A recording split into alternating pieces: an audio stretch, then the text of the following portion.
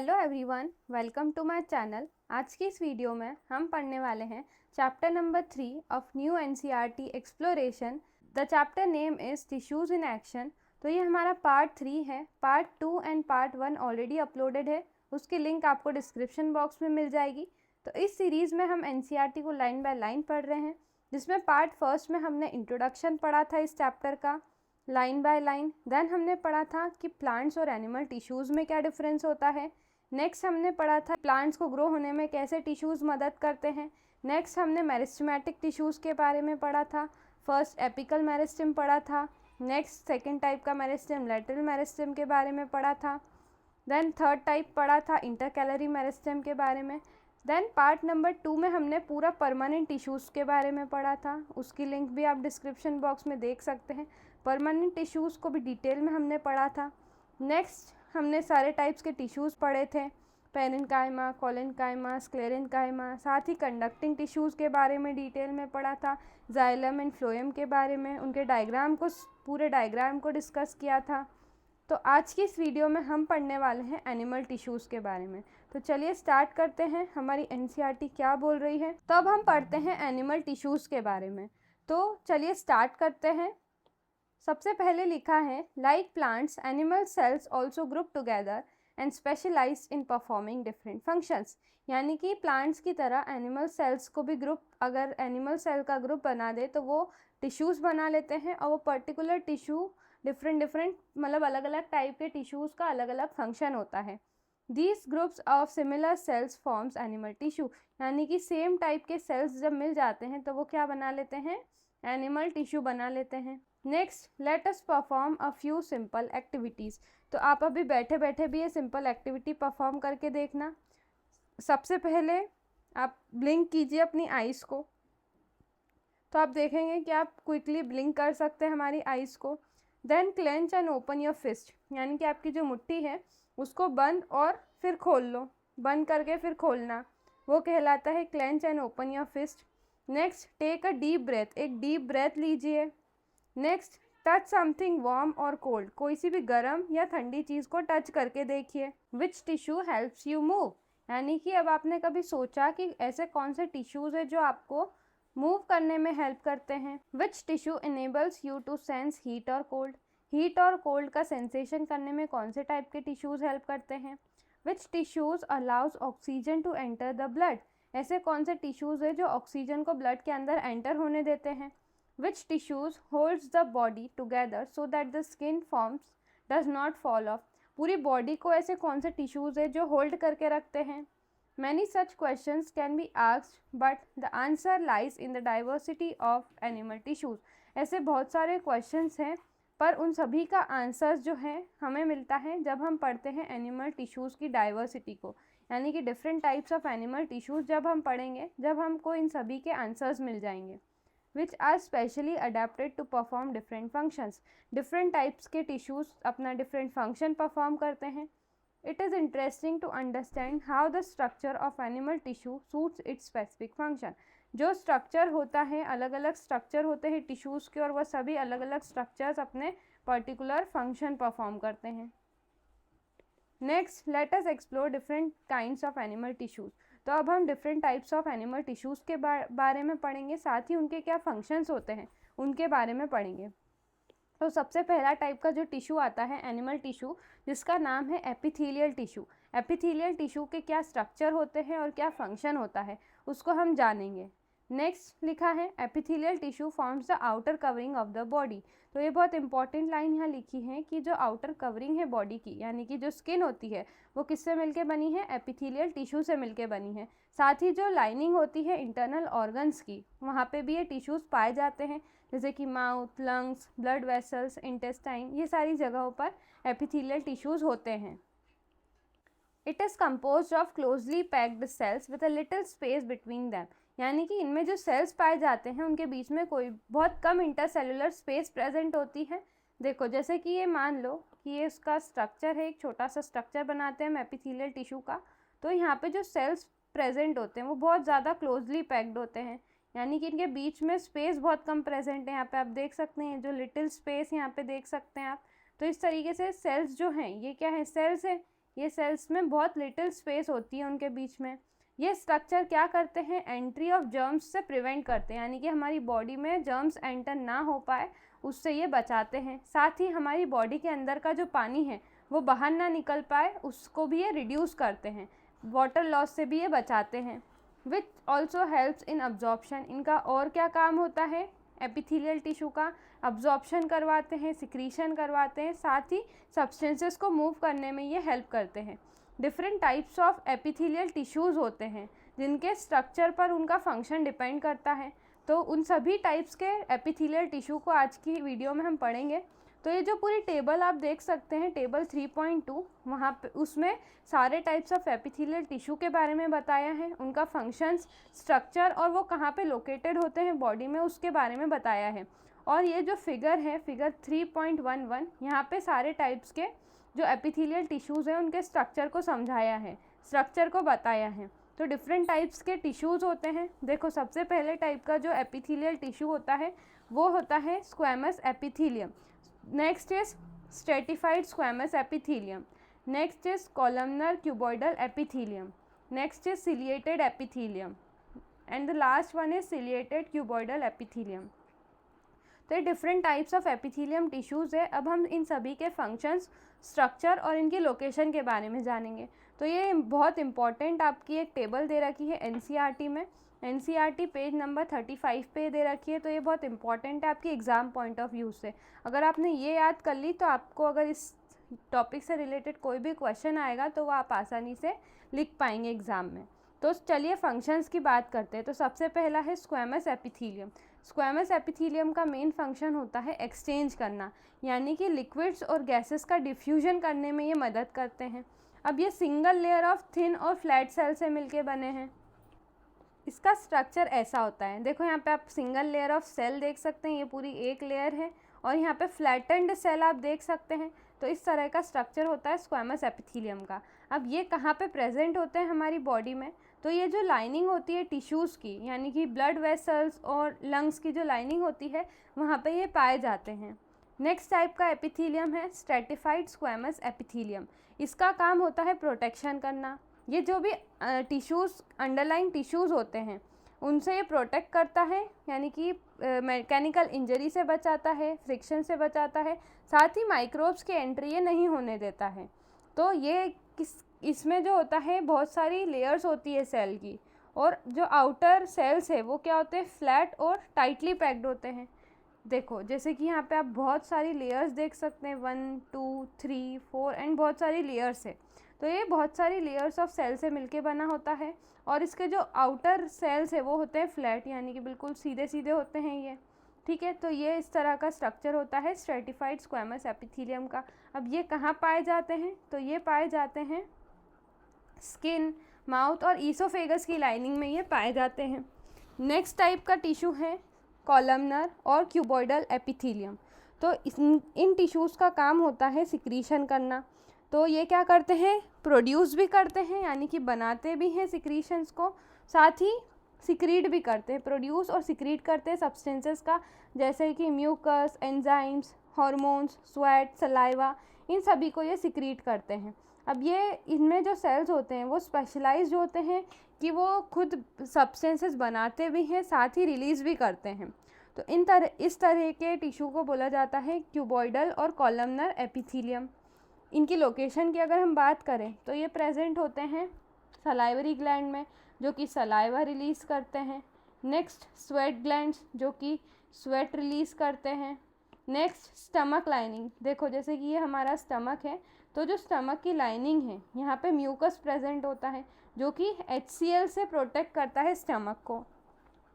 इसका स्ट्रक्चर कुछ इस तरह का होता है। देखो यहाँ पे क्यूबॉइडल और कॉलमनर क्यों बोला, तो देखो आप यहाँ पे इस तरह के कॉलम देख सकते हैं, साथ ही ये क्यूबॉइडल स्ट्रक्चर बना रहा है, देख सकते हैं आप ये क्यूबॉइडल स्ट्रक्चर।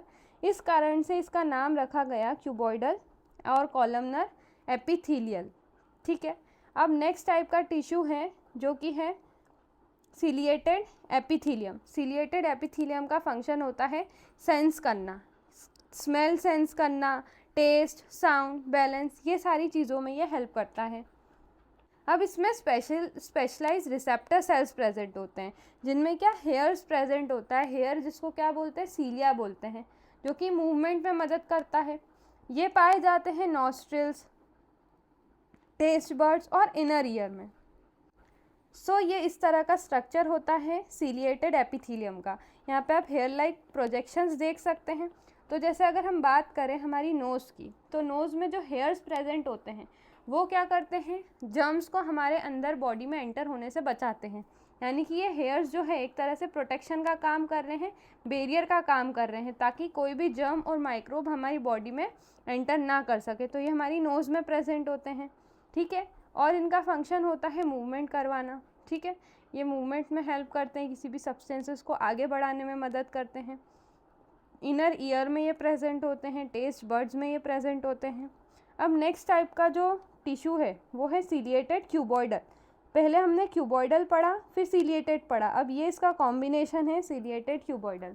इसका काम फंक्शन ये है अब्जॉर्प्शन करना। जितनी भी काम की चीज़ें हैं जैसे कि न्यूट्रिएंट्स, वाटर और भी बाकी जो चीज़ें हैं उनको ये क्या करता है, अब्जॉर्ब कर लेता है। अब ये single layer of tall pillar like cell से मिलके बना होता है, जिसमें हेयर लाइक स्ट्रक्चर भी होते हैं। देखो यहाँ पे हमको क्यूबॉइडल स्ट्रक्चर तो दिखाई दे ही रहा है, साथ ही यहाँ पे हेयर्स भी प्रेजेंट है। इस कारण से इसका नाम रखा गया सीलिएटेड क्यूबॉइडल टिश्यू, ठीक है। तो ये कहाँ पे पाए जाते हैं, ये लाइनिंग ऑफ स्मॉल इंटेस्टाइन में ये पाए जाते हैं। ये जो स्मॉल इंटेस्टाइन होता है इसकी लाइनिंग में ये पाए जाते हैं। यहाँ पे इस फिगर में आपको बताया गया है कि कहाँ पे कौन से टाइप्स के टिश्यूज़ होते हैं। तो जो हमारी इंटरनल ऑर्गन्स की लाइनिंग होती है उसमें स्क्वैमस एपिथेलियम होते हैं। नेक्स्ट जो स्टमक और ईसोफेगस में जो पाए जाते हैं वो होते हैं स्ट्रेटिफाइड स्क्वैमस। देन यहाँ पे स्टमक में प्रेजेंट होता है क्यूबॉइडल कॉलमनर। नोज़ में प्रेजेंट होता है सीलिएटेड एपिथेलियम। नेक्स्ट जो स्मॉल इंटेस्टाइन में प्रेजेंट होता है वो होता है सीलिएटेड क्यूबॉइडल टिश्यू। तो यहाँ पे हमने डिफरेंट टाइप्स के एपिथेलियल टिश्यूज़ को पढ़ा जो कि डिफरेंट पार्ट्स ऑफ बॉडी में प्रेजेंट होते हैं। अब हम पढ़ते हैं next topic, that is how are various parts connected in our body. अलग अलग पार्ट्स हमारी बॉडी में किस तरीके से कनेक्टेड हैं। तो आपने ब्लड के बारे में पढ़ा होगा कि जो ब्लड है वो डिफरेंट पार्ट्स ऑफ बॉडी को कनेक्ट करता है। ब्लड क्या करता है, न्यूट्रिएंट्स को ट्रांसपोर्ट करता है, गैसेस को ट्रांसपोर्ट करता है, हार्मोन्स को ट्रांसपोर्ट करता है। ग्रेड 7 क्यूरियोसिटी बुक में आपने चैप्टर नंबर 9 में भी पढ़ा होगा ब्लड के बारे में। इसी तरीके से जो बोन्स होती हैं वो क्या करती हैं, कनेक्ट और सपोर्ट करती है हमारी बॉडी को हेड से टो तक। तो इन्हीं को क्या बोला जाता है, कनेक्टिव टिश्यू। तो यहाँ पे ऐसे टिश्यूज़ जो कि कनेक्ट और सपोर्ट करते हैं उन्हीं टिश्यूज़ को बोला जाता है कनेक्टिव टिश्यू। ब्लड और लंग्स दोनों ही क्या है, कनेक्टिव टिश्यूज़ हैं। ये दोनों क्या है, कनेक्टिव टिश्यू इसलिए हैं क्योंकि भले ही ये कनेक्टिव टिश्यूज़ हैं बट इनका जो कंपोजिशन और कंसिस्टेंसी है वो अलग अलग है। जैसे कि अगर हम बात करें ब्लड की, ब्लड क्या होता है, फ्लूइड होता है, बल्कि जो बोन्स होती है वो हार्ड होती है। अब ये इस वजह से है क्योंकि इन दोनों में अलग अलग टाइप का मैट्रिक्स है। यानी कि ब्लड में वाटरी, सॉफ्ट और जेली लाइक होता है मैट्रिक्स, बल्कि जो बोन्स हैं उसमें हार्ड, सॉलिड और रिजिड मैट्रिक्स होता है, जिस वजह से जो बोन्स है वो क्या होती है, हार्ड होती है, ठीक है। नेक्स्ट अब हम बात करते हैं एक एक्टिविटी की। एक एक्टिविटी एनसीईआरटी में दे रखी है, तो ये पढ़ लेते हैं activity 3.2। Let us understand further. Recall everyday experiences given in the first column of table 3.3। अब हम टेबल 3.3 को पढ़ने वाले हैं। इसमें हम हमारी ऑब्जर्वेशंस को लिखेंगे और कुछ क्वेश्चंस लिखेंगे हमारी नोटबुक में। फिर कंपेयर करेंगे ऑब्जर्वेशंस को जो यहाँ पे ऑब्जर्वेशन दे रखी है उससे। Your experiences, observation and questions from daily life. तो सबसे पहला एक्सपीरियंस है, यहाँ पे ऑब्जर्वेशन एंड यहाँ पे क्वेश्चन। अब इसके आंसर्स भी हमको बताने हैं, ठीक है। तो सबसे पहले लिखा है when you get a small cut on your skin. तो अगर आपको कहीं पे चोट लग जाती है, आपकी स्किन के ऊपर कट लग जाता है, तो क्या होता है, बहुत सारी ब्लड जो रेड ब्लड है वो इकट्ठा हो जाता है, ब्लड आने लगता है कट वाली जगह पे से। फिर कुछ समय बाद वहाँ पे क्लॉट बन जाता है, खून जम जाता है कुछ समय बाद। तो what causes blood to clot, तो ब्लड वहाँ पे क्लॉट क्यों हुआ, ये क्वेश्चन आता होगा आपके माइंड में। तो वो ब्लड जो है क्लॉट इस वजह से होता है क्योंकि हमारे जो बॉडी है उसमें प्लेटलेट्स प्रेजेंट होती है, ठीक है, यानी कि WBC होती है, WBC यानी कि वाइट ब्लड सेल्स, RBC यानी कि रेड ब्लड सेल्स, और साथ में एक प्लेटलेट्स होती है। तो ये ब्लड का कंपोजिशन होता है, ठीक है। तो जो प्लेटलेट्स होती हैं वो क्या काम करती हैं, ब्लड को क्लॉट होने में मदद करती है और एक्सेसिव ब्लड लॉस से बचाती है, ठीक है, ताकि ज़्यादा खून ना बहे। When you get a skin infection, तो अगर आपको कभी स्किन इन्फेक्शन हो गया तो क्या होता है, द एरिया टर्न्ड रेड, वहाँ पे रेडनेस आ जाती है, वहाँ पे बहुत सारी बार सूजन स्वोलन भी हो जाता है वो पार्ट, और आपको फीवर भी हो सकता है। तो ऐसा क्यों हुआ, तो यहाँ पे क्वेश्चन आपको लिखना है कि why it the area turned red and gets swollen. तो इसका सिंपली आंसर मैंने यहाँ पे लिखा है, आप यहाँ पे एक आंसर वाला कॉलम भी बना लेना यहाँ पे, ठीक है, यहाँ पे आंसर वाला कॉलम, तो ये यहाँ पे आंसर वाले कॉलम में ये लिखना है। ये ऐसा इस वजह से हुआ क्योंकि वहाँ पे क्या हो गए, जर्म्स इकट्ठे हो गए, ठीक है, और वाइट ब्लड सेल का जो एक्शन हुआ वहाँ पे, इस वजह से ये सब हुआ था, ठीक है, यानी कि वाइट ब्लड सेल्स इकट्ठे हुए, वाइट ब्लड सेल्स क्या करते हैं, इन्फेक्शन से बचाते हैं, इस वजह से यहाँ वहाँ पे रेडनेस और स्वेलन हो गया। नेक्स्ट, व्हेन यू एक्सरसाइज और रन, जब आप एक्सरसाइज और रन करते हैं तो आपकी ब्रीदिंग बहुत फास्ट हो जाती है, योर फेस में टर्न रेड, आपका फेस भी बहुत सारी बार रेड हो जाता है। तो यहाँ पे आपको क्वेश्चन लिखना है, why we breathe faster while running और doing exercise and why our face turns red. तो इसका आंसर लिखना है, because the body need more oxygen and blood circulation increases, यानी कि हमारी बॉडी को उस समय ज़्यादा ऑक्सीजन की नीड होती है क्योंकि फास्ट ब्रीदिंग होती है, जिस कारण से ऑक्सीजन की नीड ज़्यादा होती है और ब्लड सर्कुलेशन फास्ट हो जाता है, जिसकी वजह से हमारा फेस रेड हो जाता है। Next, everyday experience mentioned above are related to blood and its component. जो हमने जितने भी एक्सपीरियंस देखे जो हमारी डेली लाइफ में होते हैं वो सभी ब्लड से रिलेटेड है और उनके जो कंपोनेंट्स हैं उससे रिलेटेड है। तो जैसा कि मैंने बताया कि ब्लड में 3 कंपोनेंट्स होते हैं। सबसे पहला होता है रेड ब्लड सेल्स, जिनको RBCs कहा जाता है, second is platelets and the third is WBCs यानी कि वाइट ब्लड सेल्स।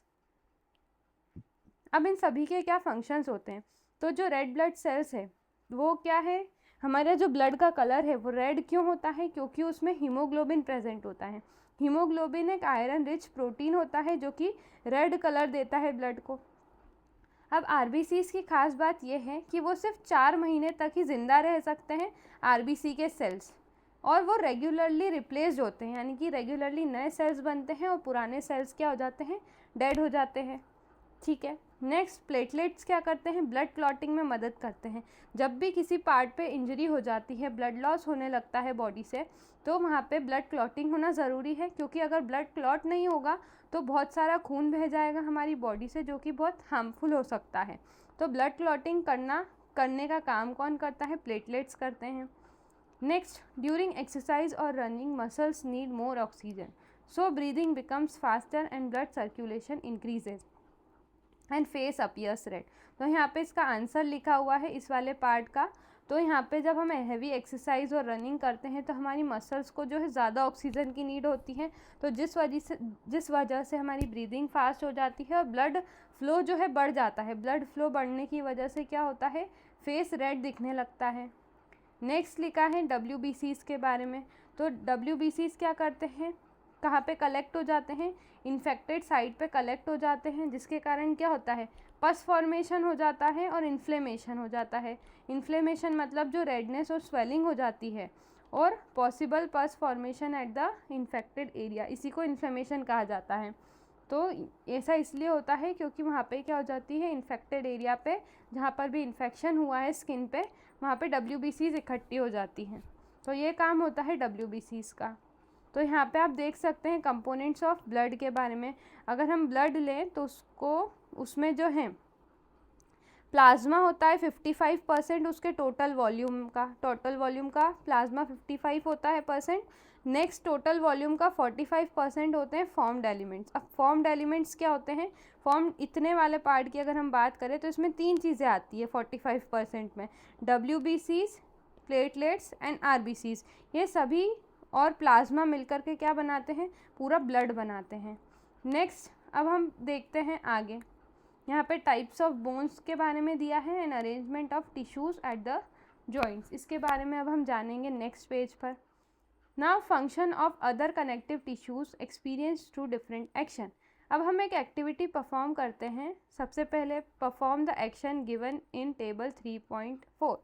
तो आपको जो टेबल 3.4 है यहाँ पे जो एक्शंस दिए हैं वो परफॉर्म करना है ना, आपका एक्सपीरियंस रिकॉर्ड करना है और फिर उसको कंपेयर करना है जो एक्सपीरियंस टेबल में दिया है उससे।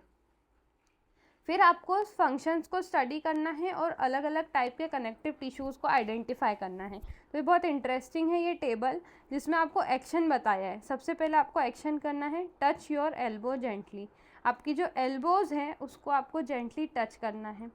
तो आप अगर पहले करके देखिए फिर उसके बाद देखना, देखो तो आपको वहाँ पे हार्ड और रिजिड स्ट्रक्चर नज़र आएगा। तो ये जो इसका मतलब वहाँ पे क्या है, एल्बो के वहाँ पे जो आपको चुभ रहा है हार्ड स्ट्रक्चर जो है वो क्या है, बोन है, ठीक है। तो वो बोन क्या है, एक तरह का कनेक्टिव टिश्यू है जिसका फंक्शन क्या होता है बोन का, कि ये स्ट्रेंथ, सपोर्ट और प्रोटेक्शन देता है हमारी बॉडी को, ठीक है। तो ये आप यहाँ पे देख सकते हैं बहुत सारी बोन्स हमारी बॉडी में होती है। टोटल 206 बोन्स हमारी ह्यूमन बॉडी में होती है और डिफरेंट डिफरेंट टाइप्स की बोन्स होती है। कुछ लॉन्ग बोन्स होती है, कुछ शॉर्ट होती है, कुछ फ्लैट होती है, कुछ इर्रेगुलर होती है, ठीक है। तो अभी इसके बारे में हमको डीप में नहीं पढ़ना है। यहाँ पे आपको 3 टाइप की बोन्स बताई गई है, जैसे कि कॉलर बोन जो आपको यहाँ पे दिखाई दे रही है। नेक्स्ट ये लॉन्ग बोन्स कहलाती हैं, इनके अलग अलग नाम होते हैं। ये जो लॉन्ग बोन है उसको बोलते हैं femur, then this is patella, एक यहाँ पे टिबिया, दिस इज़ फिब्यूला। तो ये सभी अलग अलग नाम होते हैं बोन्स के, तो वो आप हायर क्लासेस में पढ़ेंगे। यहाँ पे नी कैप होता है, यहाँ जो घुटना होता है वहाँ पे नी कैप होता है जिसको पैटेला बोलते हैं, ठीक है। क्या बोलते हैं, पैटेला। जस्ट नॉलेज के लिए मैं आपको बता रही हूँ। नेक्स्ट अगर एक और एक्शन दूसरा जो दे रखा है, press and hold your ears और जेंटली प्रेस योर नोज और एंड स्टॉप। अब आप क्या करिए, आपके ईयर्स को जेंटली प्रेस और फोल्ड करिए, तो और आपकी जो नोज़ है उसको प्रेस करिए और फिर छोड़िए। तो आप क्या एक्सपीरियंस करेंगे, आप सॉफ्ट और फ्लेक्सिबल स्ट्रक्चर वहाँ पे देखेंगे। आसानी से आपका जो कान है वो मुड़ जाएगा, नोज़ भी आसानी से आप मतलब फोल्ड कर सकते हैं थोड़ी सी, ठीक है। तो वो क्या करता है, वापस से उसका शेप रिटेन कर लेता है एक बार फोल्ड होने के बाद, क्योंकि वो बहुत सॉफ्ट और फ्लेक्सिबल स्ट्रक्चर होता है वहाँ पे। तो वो किस वजह से होता है, क्योंकि वहाँ पे क्या होते हैं, कार्टिलेज प्रेजेंट होते हैं, ठीक है। तो कार्टिलेज का क्या काम होता है, कार्टिलेज फ्लेक्सिबिलिटी और कुशन्स होते हैं जो कि हमारी बोन्स के एंड्स में प्रेजेंट होते हैं, and the ends of the bone for shock absorption, shock absorption से ये बचाते हैं। तो ये सी पार्ट में आप यहाँ पे देख सकते हैं arrangement of tissues in a joint. तो ये यहाँ पे आप देख सकते हैं जो कार्टिलेज स्ट्रक्चर है वो यहाँ पे प्रेजेंट होता है। ये बेसिकली हमारा जो नी वाला पार्ट है वहाँ पे बताया है। यहाँ पे टेंडन्स होते हैं, लिगामेंट्स होते हैं, कार्टिलेज होते हैं, ठीक है। तो ये सारी चीज़ें हमारी बॉडी में प्रेजेंट होती हैं। अब आपको एक और एक्शन करके देखना है, touch your forearm muscles and wiggle your fingers. मतलब अपने फोर आर्म्स यानी कि जो कोहनी और कलाई है उसके बीच वाला हिस्सा, उसको फोर आर्म्स कहते हैं, ठीक है। वहाँ की मसल्स को अगर आप टच करोगे और अपनी फिंगर्स को मूव करोगे, फिंगर्स को आप यानी कि मुट्ठी बंद और फिर मुट्ठी खोल के देखोगे, तो इससे आपको फील होगा कि जब फिंगर्स मूव करती है तब फोर आर्म्स की मसल्स भी मूव और टाइटन हो जाती है। ये दिखाता है कि मसल्स और टेंडन्स मिलकर के फिंगर्स को मूव कराते हैं। तो अब इसका एक्सपीरियंस क्या होगा, feel the movement of forearm even though fingers are far away. तो फिंगर्स वहाँ से दूर है, कोहनी से दूर है, पर फिर भी वहाँ पे मूवमेंट हो रहा है, हम मूव फिंगर्स को कर रहे हैं बट फोर आर्म्स में भी कुछ मूवमेंट दिखाई दे रहा है। तो ऐसा क्यों, क्योंकि वहाँ पे क्या होते हैं, टेंडन्स प्रेजेंट होते हैं। तो टेंडन्स आप यहाँ पे देख सकते हैं, ये जो होते हैं टेंडन्स है, ठीक है। तो ये क्या करते हैं, मसल को बोन से कनेक्ट करते हैं। क्या करते हैं, यहाँ पे आप बोन देख सकते हैं और यहाँ पे ये मसल है रेड कलर की। तो मसल और बोन दोनों, मसल और बोन दोनों को बीच से जोड़ता कौन है, टेंडन्स। तो टेंडन्स का अगर आपसे बोलें तो वो क्या करते हैं, मसल को बोन से जोड़ते हैं, जिसके कारण मूवमेंट हो पाता है। नेक्स्ट आपको एक्शन करना है, sit on a chair and move your leg upward till the knees allow. सबसे पहले चेयर पर बैठो और अपने लेग्स को ऊपर की तरफ उठाओ जितना तुम्हारा नीज अलाउ करती है।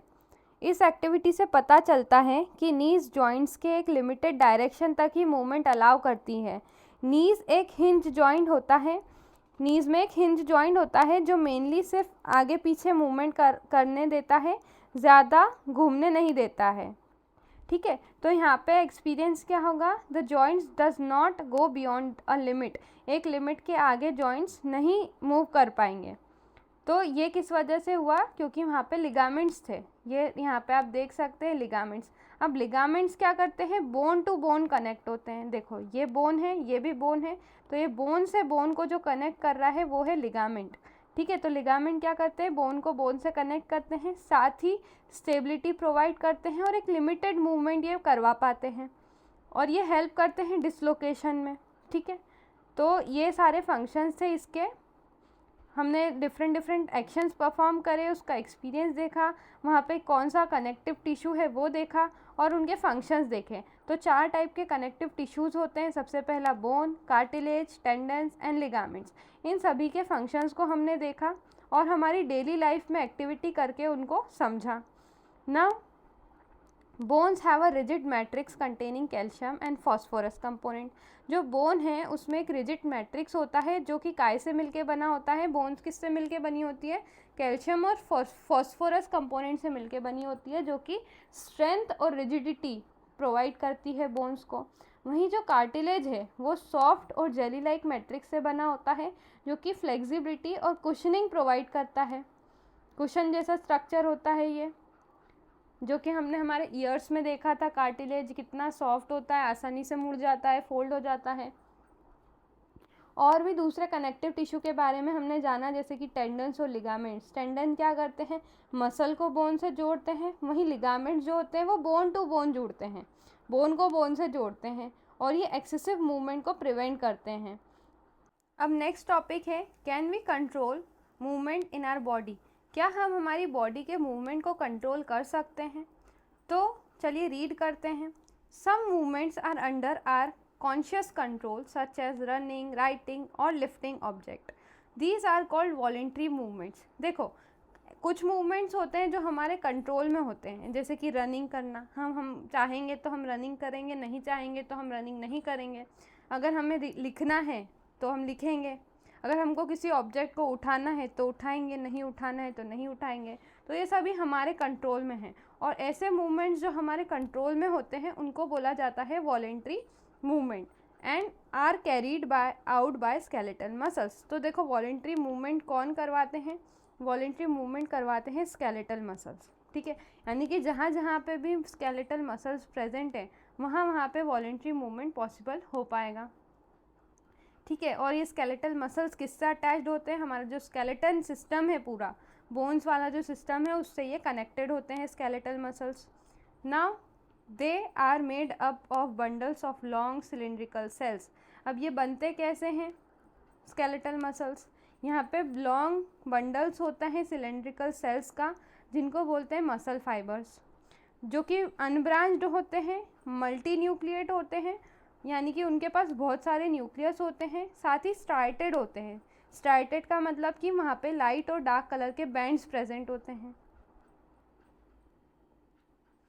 देखो अगर आप यहाँ पे देखें, this is the structure of our skeletal muscles. तो यहाँ पे डार्क और लाइट कलर के बैंड्स आप देख सकते हैं। ठीक है, यहाँ पे एक बैंड डार्क होता है, एक बैंड लाइट होता है, और यहाँ पे जो आप देख सकते हैं यहाँ पे न्यूक्लियस होते हैं। यहाँ पे बहुत सारे न्यूक्लियस प्रेजेंट होते हैं, जो कि हमारे स्केलेटल सिस्टम के स्केलेटल से कनेक्टेड होते हैं ये स्केलेटल मसल्स। ठीक है, are there involuntary movements in body. क्या हमारी बॉडी में कुछ इनवॉलेंट्री मूवमेंट्स भी होते हैं, यानी कि ऐसे मूवमेंट जो कि हमारे कंट्रोल में नहीं हैं, उनको इनवॉलेंट्री कहा जाता है। तो हाँ, हमारी बॉडी में ऐसे मूवमेंट्स होते हैं जो कि ऑटोमेटिकली होते हैं हमारी बॉडी में बिना हमारे चाहे, विदाउट कॉन्शियस कंट्रोल। इनका हमारे ऊपर कंट्रोल नहीं होता है, जैसे कि movement of food in the intestine. देखो हम खाना खाते हैं तो क्या हम खाने को आगे धक्का मारते हैं क्या? नहीं, वो ऑटोमेटिकली अपना मूवमेंट करता है और इंटेस्टाइन तक पहुंचता है। हमारा हार्ट बीट करता है तो वो हार्ट बीट हमारे कंट्रोल में है क्या? अगर हम बोलें हार्ट को कि नहीं अभी बीट मत करो तो क्या वो रुकेगा? नहीं, क्योंकि वो कंटिन्यूसली ऑटोमेटिक वर्क करता है, बीट करता है और ब्लड को पंप करता है। तो ये सारे जो मूवमेंट्स होते हैं हमारी बॉडी में, उन सभी को इनवॉलेंट्री मूवमेंट्स कहा जाता है। और जो मसल्स रिस्पॉन्सिबल होती हैं इन सभी मूवमेंट्स के लिए, यानी कि इनवॉलेंट्री मूवमेंट्स के लिए जो मसल्स रिस्पॉन्सिबल होती हैं उनको स्मूथ मसल्स कहा जाता है। देखो ये है स्मूथ मसल्स। स्मूथ मसल्स का इस तरह का स्ट्रक्चर होता है जो कि डिफरेंट ऑर्गन्स में पाई जाती है, जैसे कि स्टमक में पाई जाती है स्मूथ मसल्स, इंटेस्टाइन में पाई जाती है। अब इनके जो सेल्स होते हैं वो स्पिंडल शेप्ड होते हैं। देखो आप, ये स्पिंडल शेप क्या होता है? ये जो शेप आपको नज़र आ रहा है इस तरह का, इसको बोलते हैं स्पिंडल शेप। तो इस स्ट्रक्चर को, ये जो स्मूथ मसल्स होती है इसमें स्पिंडल शेप्ड के सेल्स होते हैं। साथ ही इनमें सिंगल न्यूक्लियस प्रेजेंट होता है और उनमें स्ट्राइशंस प्रेजेंट नहीं होती हैं। They help in slow continuous movement like digestion. Slow और कंटिन्यूस मूवमेंट में ये हेल्प करती है, जैसे कि डाइजेशन में। तो देखो एक जो है, यानी कि एक सेल में सिर्फ एक ही न्यूक्लियस प्रेजेंट होगा, ठीक है, तो यहाँ पे सिंगल न्यूक्लियस प्रेजेंट होता है और यहाँ पे कोई भी स्ट्राइशंस प्रेजेंट नहीं है। यहाँ पे देखो आप, ये जो दिख रहे थे ना, ये स्ट्राइशंस थे, ठीक है, तो यहाँ पे किसी भी टाइप के स्ट्राइशंस नहीं होते स्मूथ मसल्स के, और ये इनवॉलेंट्री मूवमेंट में मदद करते हैं। अब नेक्स्ट जो है, नेक्स्ट टाइप के मसल्स आते हैं, third type, that is cardiac muscles. Cardiac muscles heart में पाए जाते हैं, ठीक है। तो ये जो हार्ट में जो फाइबर्स होते हैं, मतलब कार्डियक मसल्स के जो फाइबर्स होते हैं वो सिलिंड्रिकल और ब्रांच्ड होते हैं और इनमें सिंगल न्यूक्लियस प्रेजेंट होता है और इनमें फेंट स्ट्राइशंस होते हैं, यानी कि हल्के हल्के स्ट्राइशंस होते हैं। कार्डियक मसल्स टायरलेसली वर्क करती हैं और रिदमिकली वर्क करती हैं, जिसके कारण हार्ट बीट कर पाता है पूरी लाइफ तक बिना थके। जब तक हम जिंदा है, जब तक हार्ट हमारा काम करता रहता है बिना थके, उसमें कौन हेल्प करती है? कार्डियक मसल हेल्प करती है, जो कि हार्ट में पाई जाती है। यहाँ पे फेंट स्ट्राइशंस प्रेजेंट होते हैं और ये रिदमिकली वर्क करती हैं बिना थके, टायरलेसली ये काम करती रहती है पूरा टाइम। तो इस तरह की मसल्स को कार्डियक मसल बोलते हैं और कार्डियक मसल्स सिर्फ हार्ट में पाई जाती है। देखो कार्डियक का मतलब ही क्या होता है? हार्ट। आपने सुना होगा कार्डियक डिसीजेस के बारे में। तो कार्डियक डिजीजेस ऐसी डिजीजेस होती है जो कि हार्ट से रिलेटेड होती है, इसीलिए उनको कार्डियक कहा जाता है, ठीक है। तो कार्डियक वर्ड से ही पता चल रहा है कि वो हार्ट में प्रेजेंट होती है। तो यहाँ पे आपको ये चीज़ जाननी ज़रूरी है कि कौन सी टाइप की मसल्स कौन से बॉडी पार्ट में प्रेजेंट होती हैं। तो ये डिफरेंट टाइप्स ऑफ मसल्स थी, उसके बारे में हमने पढ़ लिया। Now next, how does a body sense communicate and respond. तो किस तरीके से हमारी बॉडी सेंस कम्युनिकेट और रिस्पॉन्ड करती हैं। Have you notice how quickly you pull your hand away from something hot.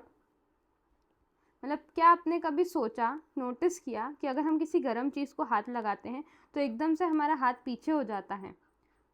How you remember the lyrics of the song learned long ago. अब आपने जो बहुत पहले सॉन्ग सुना था उसकी भी लिरिक्स आपको अभी तक याद रह जाती हैं। तो ये सारे जो एक्शंस होते हैं वो कंट्रोल कौन करता है? नर्वस टिश्यू करता है, which forms the body's control and coordination network। तो कंट्रोल एंड कोऑर्डिनेशन का काम कौन करता है? नर्वस टिश्यू करता है। The brain acts as the control centre. जो ब्रेन है वो हमारी पूरी बॉडी का कंट्रोल सेंटर होता है, जो कि सारी एक्टिविटीज़ को कंट्रोल करता है और कोऑर्डिनेट करता है। हमारी मेमोरी के लिए रिस्पॉन्सिबल होता है, हमारे जो रिस्पॉन्सेज है बॉडी के उसको करवाता है। Now muscles both voluntary and involuntary can not functions independently. जितने भी मसल्स हैं, वॉलेंट्री इनवॉलेंट्री मसल्स, वो खुद से फंक्शन परफॉर्म नहीं कर सकते। उनको जब इंस्ट्रक्शन रिसीव होता है, यानी कि उनको जब ऑर्डर मिलता है नर्वस टिश्यू का, तभी वो अपना काम करते हैं। जैसे कि एक्सरसाइज के टाइम पे जो हमारा ब्रेन है वो सिग्नल देता है हार्ट को ताकि वो जल्दी जल्दी बीट कर सके, ठीक है, ताकि बॉडी की जो इंक्रीज्ड ऑक्सीजन डिमांड है वो पूरी हो सके, ठीक है। तो यहाँ पे सिग्नल कौन देता है? हमारा नर्वस टिश्यू देता है, और वो सिग्नल नहीं देगा जब तक हमारे जो बॉडी है, वो बॉडी के जो डिफरेंट मसल्स है वो काम नहीं करेगी। यानी कि जो मेन हेड है वो होता है नर्वस टिश्यू, जो कि इंस्ट्रक्शन देता है, जो हमारे डिफरेंट बॉडी पार्ट्स रिसीव करते हैं और फिर उस अकॉर्डिंग वो काम करते हैं।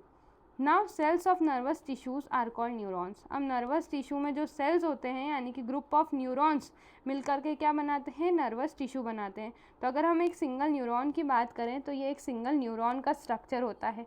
अब आपको लग रहा होगा कि ये कितना अजीब सा स्ट्रक्चर है, बट ये बहुत ईजी स्ट्रक्चर है बनाना, ठीक है। तो इसमें डिफरेंट पार्ट्स होते हैं न्यूरॉन्स के। तो सबसे पहला आप यहाँ पे देख सकते हैं, ये है सेल बॉडी। सेल बॉडी के अंदर आप देख सकते हैं न्यूक्लियस। हर एक सेल के पास अपना न्यूक्लियस होता है, इसी तरीके से न्यूरॉन के पास भी एक न्यूक्लियस होता है, क्योंकि वो एक टाइप का क्या है, सेल है। So this is axon. ये जो ग्रीन कलर का पार्ट है वो एक्सॉन है, और लास्ट में है एक्सॉन टर्मिनल्स। और ये जो ब्रांच जो स्ट्रक्चर आप देख रहे हैं वो है डेंड्राइट्स। तो अगर आपको ये डायग्राम बनाने को आए एग्ज़ाम में तो आप कैसे बनाएंगे, तो आप बनाएंगे, सबसे पहले आप जाइएगा डिस्क्रिप्शन बॉक्स में इस वीडियो के, वहाँ पे आपको ट्यूटोरियल मिल जाएगा इस डायग्राम का, जिसमें मैंने आपको बताया है कि किस तरीके से आसानी से आप ये डायग्राम बना पाएंगे। स्टेप बाय स्टेप आप उसको देख के सीख जाएंगे कि सिंपल डायग्राम कैसे बनाते हैं न्यूरॉन का, ठीक है। तो आप वो आपकी फेयर कॉपी में भी बना पाएंगे आसानी से, तो वो ज़रूर देखना। नेक्स्ट, न्यूरॉन को नर्व सेल भी कहा जाता है। अब ये क्या करता है, which are specialise to receive, process and transmit messages. ये मैसेजेस को रिसीव करता है, उसको प्रोसेस करता है और फिर उसको आगे ट्रांसमिट करता है। अब ये जो न्यूरॉन है इसके बेसिक 3 मेन पार्ट्स होते हैं। सबसे पहला सेल बॉडी, जैसा कि हमने देखा ये सेल बॉडी है, ठीक है। सेल बॉडी के बाद नेक्स्ट पार्ट है, next they contain nucleus and controls cell activity. Nucleus क्या करता है, सेल एक्टिविटी को कंट्रोल करता है। ये जो डेंड्राइट्स आप देख सकते हैं, जो ब्रांच स्ट्रक्चर है, ये सिग्नल को रिसीव करता है, फिर उसको आगे तरफ ट्रांसफ़र करता है और एक्सॉन टर्मिनल तक लेके जाता है। फिर यहाँ पे एक दूसरा न्यूरॉन प्रेजेंट होगा जो फिर आगे सिग्नल बढ़ाएगा। इसके जो एक्सॉन टर्मिनल है फिर ये दूसरे न्यूरॉन से कनेक्टेड होंगे। इस तरीके से ये सिग्नल ट्रांसफ़र होता जाता है, ठीक है। तो नेक्स्ट लिखा है यहाँ पे, receive signal from the other neurons and an axon. Axon present होता है, ये एक लॉन्ग फाइबर होता है जो कि मैसेज को कैरी करता है।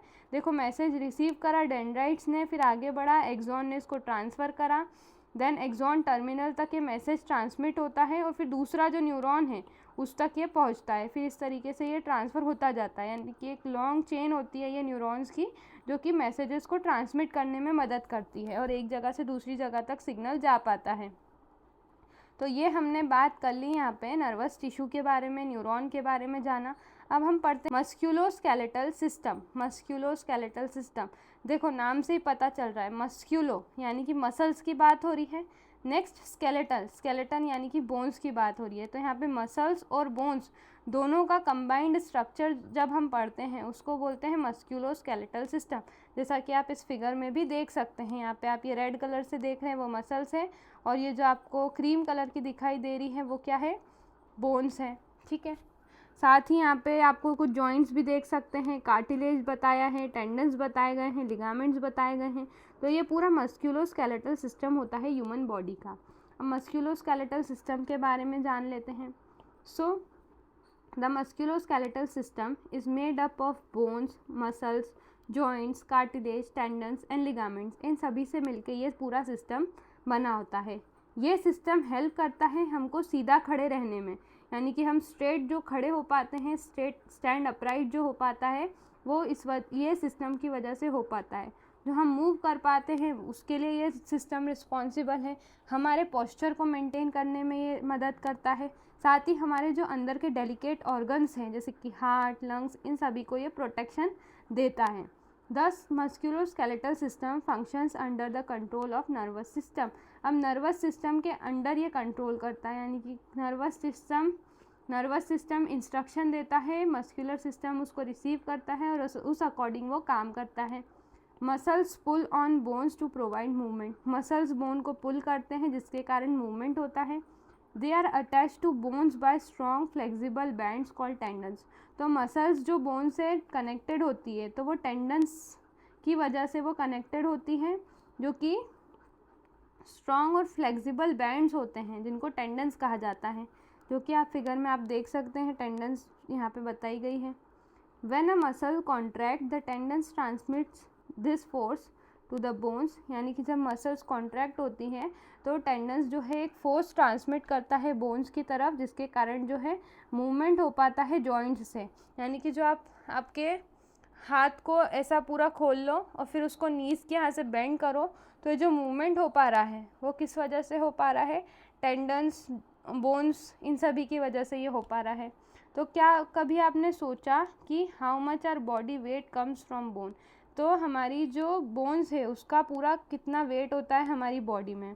तो अगर हम एक एवरेज ह्यूमन अडल्ट की बात करें तो स्केलेटन जो है यानी कि बोन्स मिल करके कितना % ऑफ बॉडी वेट होता है बोन्स का? तो टोटल बॉडी वेट का 12 to 15% जो है सिर्फ बोन्स का वेट होता है हमारी बॉडी में। Though this can vary with age, gender and body composition. ये एज, जेंडर और अलग अलग बॉडी कंपोजिशन पे भी डिपेंड करता है।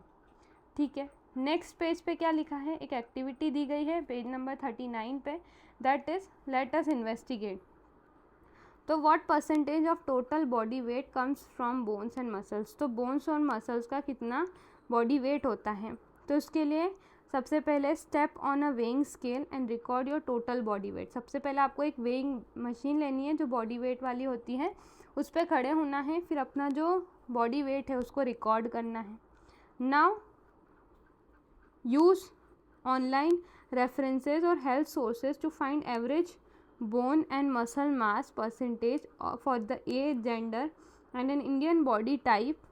यानी कि आपको इंटरनेट का यूज़ करना है, ऑनलाइन सर्च करना है कि एक एवरेज बोन या फिर मसल का मास कितना होता है परसेंटेज में डिफरेंट एज और जेंडर का अगर हम बात करें तो एग्जांपल अगर हम देखें एक एवरेज अडल्ट मेल की अगर हम बात करें तो जिसमें मसल का जो परसेंटेज है वो है 40 to 50%, यानी कि 40 to 50% मेल में सिर्फ मसल है। फीमेल्स में 30 to 40% मसल है। Although bone mass is about, bone mass जो है सारे अडल्ट्स में कितना होता है? 12 to 15% होता है। ना अब आपको क्या करना है? आपके टोटल बॉडी वेट से मल्टीप्लाई करना है। Multiply your total body weight by bone percentage and muscle percentage to estimate the weight of your bone and muscles. तो आपको जो आपका टोटल बॉडी वेट है उससे इसका जो परसेंटेज है बोन और मसल्स का उसको मल्टीप्लाई करना है।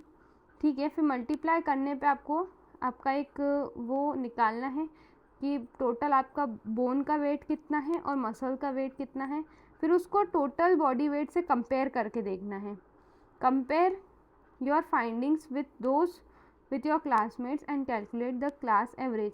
तो आप ये एक्टिविटी आपके क्लासमेट्स के साथ भी शेयर करना और उन सभी को बोलना कि सभी अपना अपना बोन और मसल्स का वेट निकाल के लाए ये फार्मूला का यूज़ करके, और फिर उसको कंपेयर करें और एक एवरेज वेट बताएं कि कितना वेट होता है बोन्स और मसल्स का बॉडी में। तो ये एक्टिविटी आप परफॉर्म ज़रूर करना अपनी क्लास में। ठीक है, जिससे आपको पता चलेगा कि बोन्स और मसल्स का क्या वेट है डिफरेंट एज ग्रुप्स में, और डिफरेंट वेट के अकॉर्डिंग क्या वेट होता है बोन्स और मसल्स का। Now discuss why do bones and muscles mass differ between the individual and how do they contribute the all over the body weight. ठीक है, तो इसका भी आंसर आपको मिल जाएगा। नेक्स्ट अब हम पढ़ते हैं the musculoskeletal system in action. Let us observe, move different parts of your body and observe the movement it can make. देखो आपको डिफरेंट बॉडी पार्ट्स को मूव करना है, फिर अपने मूवमेंट को ऑब्जर्व करना है। फिर ये डिफरेंट टाइप्स ऑफ मूवमेंट क्या क्या होते हैं? तो देखो सबसे पहला तो बॉडी पार्ट है। नेक्स्ट कंप्लीट रोटेशन उसमें हो रहा है कि नहीं, यानी कि पूरी तरीके से 360 रोटेशन हो रहा है कि नहीं। पार्शियल रोटेशन यानी कि आधा रोटेशन हो पा रहा है। बेंडिंग यानी कि मुड़ पा रहा है कि नहीं। Turning, side raising, up down movement और जो अदर मूवमेंट्स है वो सभी हो पा रहे हैं कि नहीं। तो देखो जो सबसे पहला आपका एल्बो है, एल्बो लेना है। तो एल्बो में कंप्लीट रोटेशन होता है कि नहीं? तो बिल्कुल नहीं होता है एल्बो में रोटेशन। नेक्स्ट पार्शियल रोटेशन होता है? नहीं होता है। नेक्स्ट बेंडिंग हो पाती है? तो बिल्कुल बेंडिंग हो सकती है। अप डाउन मूवमेंट हो पाता है क्या? नहीं हो पाता है। हम सिर्फ एल्बो की बात कर रहे हैं, पूरे हाथ की बात नहीं कर रहे हैं। ठीक है, नेक्स्ट है शोल्डर। अब शोल्डर में पूरा कंप्लीट रोटेशन हो पाता है क्या? तो हाँ कंप्लीटली हम उसको शोल्डर को रोटेट कर सकते हैं, ठीक है, यानी कि पूरा गोल गोल आप उसको शोल्डर को जो एक्सरसाइज होती है उसमें पूरा रोटेशन हो पाता है सर्कुलर वे में, पार्शियल रोटेशन भी हो पाता है। हम शोल्डर को बेंड भी कर सकते हैं। नाउ अप डाउन मूवमेंट भी कर सकते हैं हम शोल्डर का, यानी कि जब हैंड्स ऊपर और नीचे कर सकते हैं हमारे शोल्डर को। नीज़ यानी कि पैर का जो घुटना होता है, क्या उसमें कंप्लीट रोटेशन हो पाता है? नहीं। पार्शियल रोटेशन हो पाता है? नहीं। बेंडिंग करने में नीज़ हेल्प करती है। अप डाउन मूवमेंट हो पाता है क्या? नहीं। नेक्स्ट इज़ नेक यानी कि गर्दन हमारा कंप्लीट रोटेशन करती है? नहीं। पार्शियल कुछ हद तक वो रोटेशन कर पाती है, ठीक है। नेक्स्ट बेंडिंग हो पाती है। नेक्स्ट अप डाउन मूवमेंट भी हमारा नेक कर सकता है। फिंगर्स की अगर हम बात करें तो कंप्लीट रोटेशन हो पाता है? नहीं। पार्शियल रोटेशन हो पाता है? नहीं। बेंडिंग हो पाती है? Yes. Next up down movement होता है तो बिल्कुल हो जाता है फिंगर्स में। देन अगर हम बात करें टोज़ की, टोज़ यानी कि जो हमारे पैर की जो उंगलियां हैं वहाँ पे कंप्लीट रोटेशन नहीं होता है, पार्शियल रोटेशन भी नहीं होता है, बेंडिंग होती है, साथ ही दूसरे मूवमेंट्स हो पाते हैं, turning up down movement. Wrist की अगर हम बात करें, रिस्ट यानी कि जहाँ पे हम वॉच पहनते हैं वो वाला एरिया, ठीक है, तो वहाँ पे कंप्लीट रोटेशन नहीं हो पाता है, पार्शियल मूवमेंट हो सकता है, बेंडिंग हो जाती है, देन अप डाउन मूवमेंट भी हो सकता है। तो ये हमने डिफरेंट एक्शंस करके पता लगाया कि कहाँ पे किस तरह का मूवमेंट होता है। तो you may have notice that some parts of body can move easily in many direction. कुछ पार्ट्स जो हमारी बॉडी के हैं वो सभी डायरेक्शन में मूव कर पाते हैं, बल्कि जो दूसरे पार्ट्स हैं वो सिर्फ सिंगल डायरेक्शन में मूव कर पाते हैं। तो ऐसा क्यों होता है? तो ये डिफरेंस इस वजह से होता है क्योंकि वहाँ पे डिफरेंट टाइप्स के जॉइंट्स होते हैं। A joint is a junction between two और मोर बोन्स। दो बोन्स के बीच का जो जंक्शन होता है उसको बोलते हैं जॉइंट्स। क्या बोलते हैं? जॉइंट्स बोलते हैं। जॉइंट्स मूवमेंट को अलाउ करते हैं but can not move bones on their own. But सिर्फ बोन्स के मूवमेंट से नहीं मूवमेंट हो पाता है। What actually causes the bones to move. तो किस वजह से बोन्स मूव कर पाती है? तो इसका आंसर हमको मिलेगा जब हम पढ़ेंगे टाइप्स ऑफ जॉइंट्स को। तो अब जान लेते हैं टाइप्स ऑफ जॉइंट्स के बारे में। तो कौन कौन से टाइप्स के जॉइंट्स हमारी ह्यूमन बॉडी में होते हैं? सबसे पहला होता है ball and socket joint. Ball and socket joint यहाँ पे और यहाँ पे प्रेजेंट होता है। हिंज जॉइंट कहाँ पे प्रेजेंट होता है? हमारी जो कूनी है और पैर का जो घुटना है वहाँ पे प्रेजेंट होता है हिंज जॉइंट। पाइवोट जॉइंट कहाँ पे पाया जाता है? हमारे नेक एरिया में पाया जाता है। नेक्स्ट है फिक्स्ड जॉइंट कहाँ पे पाया जाता है? हमारे स्कल में पाया जाता है। तो ये कुछ 4 टाइप्स के जॉइंट्स थे जिसके बारे में हम पढ़ेंगे, ठीक है। नेक्स्ट स्केलेटल सिस्टम भी हम पढ़ने वाले हैं। इसके बाद हमारा चैप्टर हो जाएगा कंप्लीट। सो अब हम पढ़ते हैं जॉइंट्स के बारे में। सो द फर्स्ट लाइन क्या लिखी है एनसीईआरटी में? The shoulder joint allows free movement of the arms. ठीक है, जैसा कि आप फिगर में देख सकते हैं, जो हमारा शोल्डर जॉइंट होता है वो फ्रीली मूवमेंट करवा देता है हमारे आर्म्स को। आर्म्स हमारे फ्रीली मूव किस वजह से कर पाते हैं? क्योंकि वहाँ पे ball and socket joint present होता है, वहाँ पे राउंडेड टॉप होता है, ठीक है।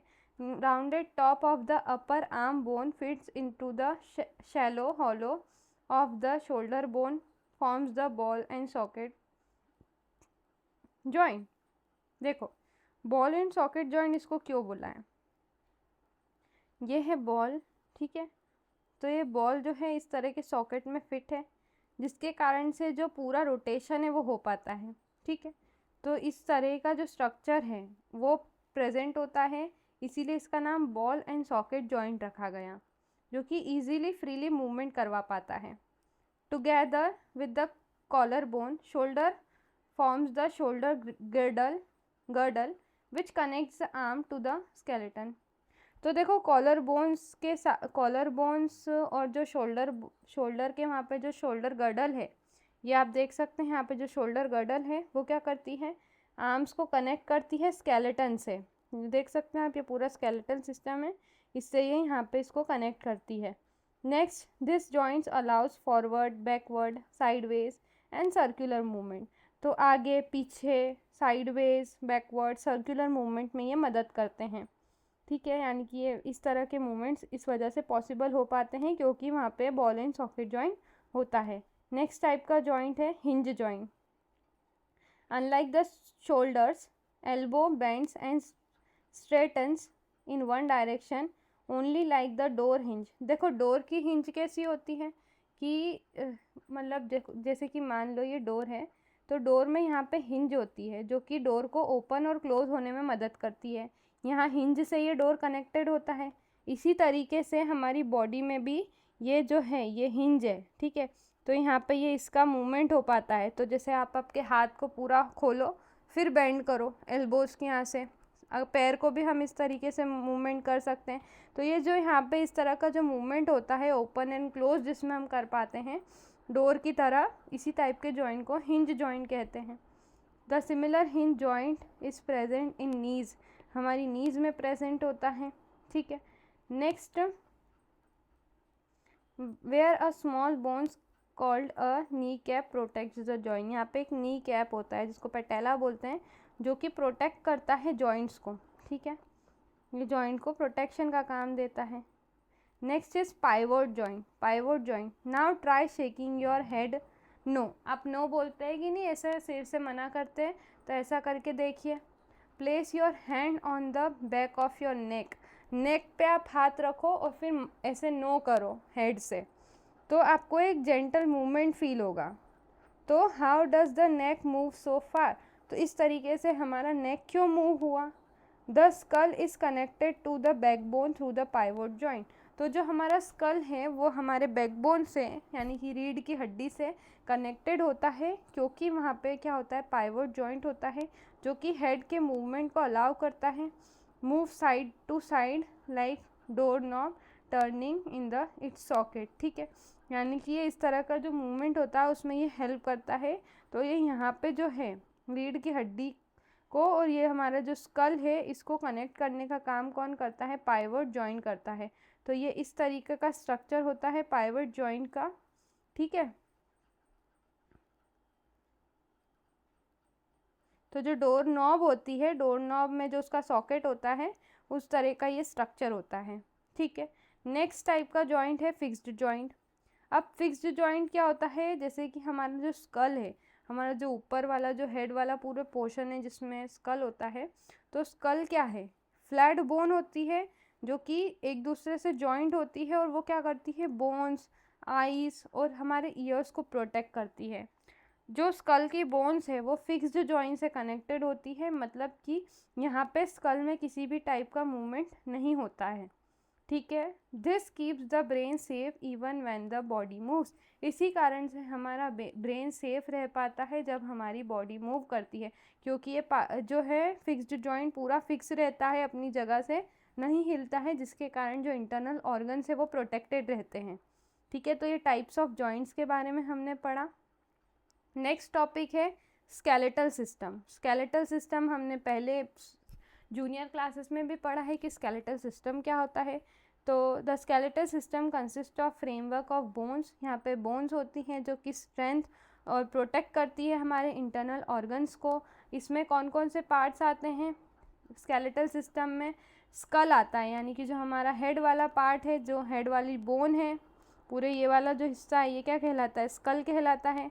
स्कल के बाद आती है वर्टिब्रल कॉलम। देखो आप यहाँ पे जो देख सकते हैं, सो this is the vertebral column, ठीक है। इसके बाद नेक्स्ट लिखा है रिब केज। रिब केज आता है। रिब केज क्या करता है, हमारे लंग्स को प्रोटेक्ट करता है। ये वाला जो हिस्सा है ये होता है रिब केज, जो कि हमारे इंटरनल ऑर्गन्स को प्रोटेक्ट करता है। Next, from the base of the skull it extend the flexible column called the backbone और vertebral column.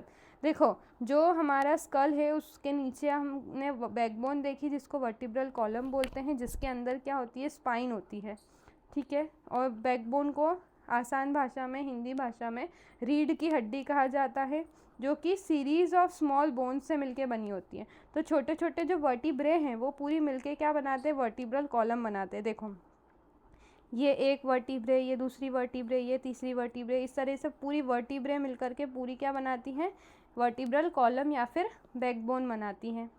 Okay, so from the base of the vertebrae it supports the body, body को support करती है और body को straight upright खड़े होने में ये मदद करती हैं। हर एक वर्टिब्रे के बीच में कार्टिलेज डिस्क होती है, कार्टिलेज की डिस्क होती है जो कि कुशन की तरह एक्ट करती है और वो हमारी वर्टिब्रल कॉलम को फ्लेक्सिबिलिटी प्रोवाइड करती हैं। तो इस कारण से हम आसानी से बेंड हो पाते हैं, नीचे झुक पाते हैं, ट्विस्ट कर पाते हैं बिना इंजरी हुए। हमारे स्पाइनल कॉर्ड में कोई भी इंजरी नहीं होती है क्योंकि वहाँ पे कुशन लाइक स्ट्रक्चर होता है हर एक वर्टिब्रे के बीच में। जैसे ये एक वर्टिब्रे, बीच में आएगा कार्टिलेजिनस डिस्क, फिर एक और वर्टिब्रे, फिर कार्टिलेजिनस डिस्क, फिर वर्टिब्रे, फिर कार्टिलेजिनस डिस्क। तो ये जो कार्टिलेजिनस डिस्क है वो क्या करती है, कुशन की तरह एक्ट करती है और फ्लेक्सिबिलिटी प्रोवाइड करती है हमारी बॉडी को। Now can you feel the bones under your chest, these are your ribs. तो आपके चेस्ट एरिया में आपके जो टाइट टाइट बोन्स को अगर आपने फील किया होगा तो वो क्या है, आपकी रिब्स है, यानी कि आपकी जो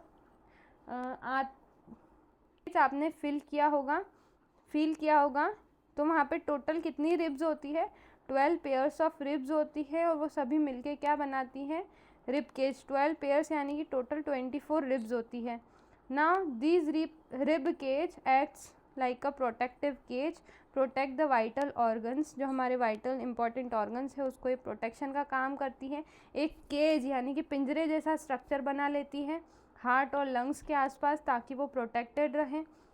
but you may wonder how can such a strong cage move. तो क्या आपने कभी सोचा कि इतनी स्ट्रॉन्ग केज मूव कैसे कर पाती है, why does it need to move, तो उसको मूव करना क्यों ज़रूरी है। तो रिब्स जो हैं वो स्पाइन से अटैच्ड होती हैं बैक साइड में, and to the breast bone sternum in the front, front में वो स्टर्नम से कनेक्टेड होती है। मतलब अगर हम आगे की बात करें तो बीच में क्या होता है, स्टर्नम होता है, और अगर हमारी पीछे बैक साइड पीठ की बात करें तो वहाँ पे क्या प्रेजेंट होता है,